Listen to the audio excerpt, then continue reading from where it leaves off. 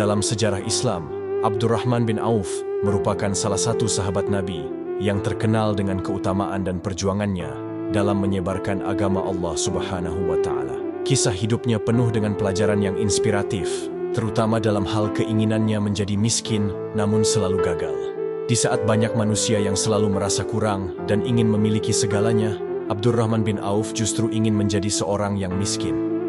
Suatu hari saat kota Madinah yang tenang, tiba-tiba terdengar gagap gempita seperti rombongan pawai yang tidak putus-putus, sampai semua orang keluar dari rumah dan bertanya, "Apa ini? Siapa yang datang?"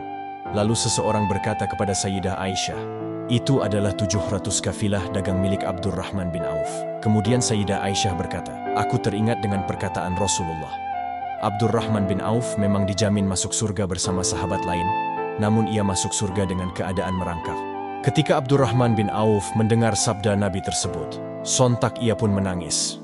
Beliau selalu berdoa meminta kepada Allah agar menjadikannya ia miskin. Beliau seringkali menangis ketika makan, karena takut ia meninggal dalam keadaan kenyang. Sementara di sisi lain banyak saudara muslim kita meninggal dalam keadaan lapar dan tidak mempunyai harta benda. Beliau sering konsultasi kepada Rasulullah tentang cara agar masuk surga dengan tidak merangkak. Rasulullah kemudian menyarankan Abdurrahman untuk bersedekah. "Perbanyak bersedekah, niscaya kakimu menjadi ringan untuk masuk surga."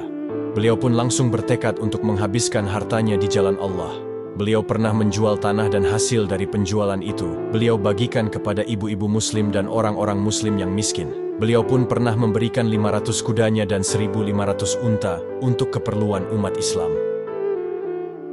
Saat itu, para sahabat sibuk mengikuti perang melawan Romawi dalam perang Tabuk. Hal ini membuat perniagaan dan pertanian mereka tinggalkan. Padahal pada saat itu kurma-kurma milik mereka sudah siap panen. Setelah perang selesai, Abdurrahman bin Auf tidak putus asa untuk menjadikannya miskin. Beliau heran dengan harta yang tidak habis-habis itu, sementara umat Islam saat itu mendapatkan upeti dari pihak musuh. Maka ia pun bingung, untuk apalagi hartanya ia akan dikeluarkan. Di sisi lain, para sahabat yang ikut dalam peperangan mendapati kebun-kebun kurma mereka telah busuk dan tidak bisa untuk dijual kembali. Mendengar hal itu, Abdurrahman bin Auf langsung bergegas menemui mereka dan membeli kurma busuk tersebut dengan harga normal. Beliau pun tampak senang dengan hartanya yang digunakan untuk kebaikan.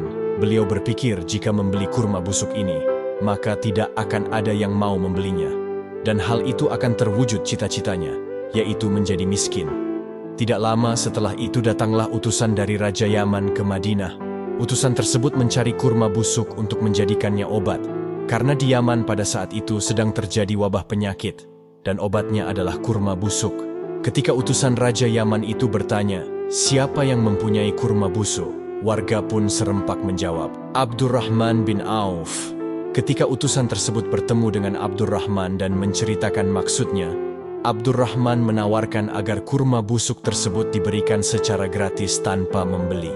Namun utusan Raja Yaman tersebut menolak karena perintah sang raja adalah membeli, bukan meminta ataupun dikasih.